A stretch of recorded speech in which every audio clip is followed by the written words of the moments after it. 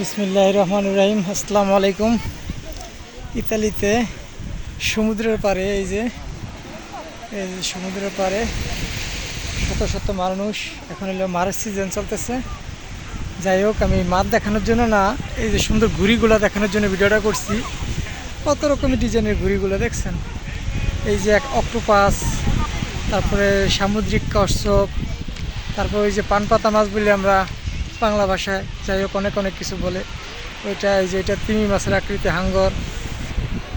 তারপরে ওই যে উপরে আছে যে ঘুড়িগুলো দেখতে অনেক সুন্দর লাগতেছিল। অনেক দূর থেকে আমি অনেক দূর থেকে হাঁটতে হাঁটতে এগুলোর সামনে আসছি একটা ভিডিও করার জন্য। ঘুড়িগুলো দেখতে অনেক সুন্দর।